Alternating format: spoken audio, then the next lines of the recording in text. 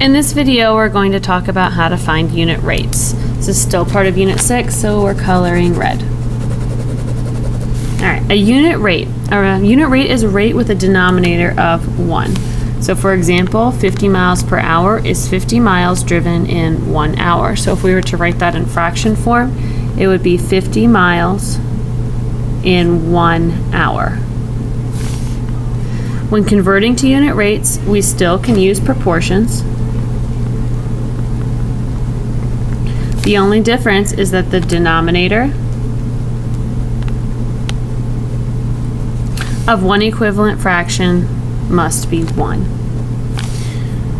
So example, Hurricane Katrina dropped about 14 inches of rain over a 48-hour period. How much rain is this per hour? And we need to round our answer to the nearest tenth of an inch. So if we start, we have 14 inches of rain. So it makes sense to do inches per hour. So you first have to think about your units. We have 14 inches of rain over a 48-hour period. We wouldn't say how many hours per inch. It makes more sense to say inches per hour. So you have to think about what order to put that in. So if we have 14 inches over 48 hours, this is a division problem, so we can divide 14 by 48. 14 divided by 48, and we get 0.2916 repeating. Okay, and the unit would be inches per hour. Now the question asks us to round to the nearest tenth of an inch. So we look, here's the tenths place, we look 1 to the right, it's a 9, which means the 2 is going to round up to a 3. So this is 0.3 inches per hour as our final answer. So 0.3 inches in 1 hour would be the fraction. All right, example 2. In the typing world, being able to type 2,400 words in 30 minutes is considered acceptable. What is this rate in words per minute? So in this one, it's nice they give you the unit. So we start with the words, 2,400 words in 30 minutes. We need to think about how many words that would be for 1 minute.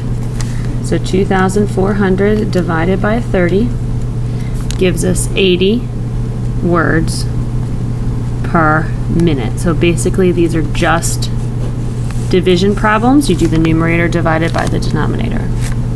All right, last example. Unit rates can help us determine the best price for an object based on size. Nerds like me do this all the time to save money at the grocery store. So example 3.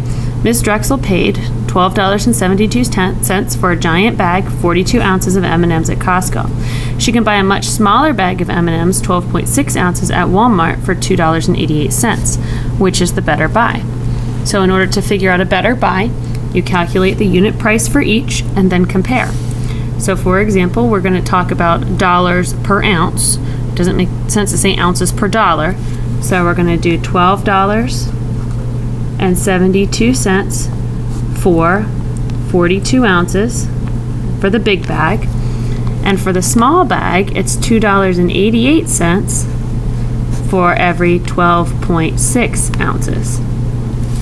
So then we do the two division problems, 12.72 divided by 42, and we get 0.3028571 dollars per ounce. And then this one, 2.88 divided by 12.6, and we get 0.228514 dollars per ounce. And then we compare the two prices, which is cheaper. This is about 30 cents. This is about 23 cents per ounce. So the better buy would be the smaller M&Ms, the smaller bag. Because, again, this, if you round it, is about 30 cents per ounce. And then this one, if I round it, this one's about 23 cents per ounce. Oops. So the cheaper price would be the 23 cents per ounce. So because 23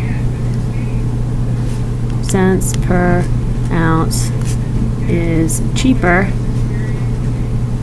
than 30 cents per ounce.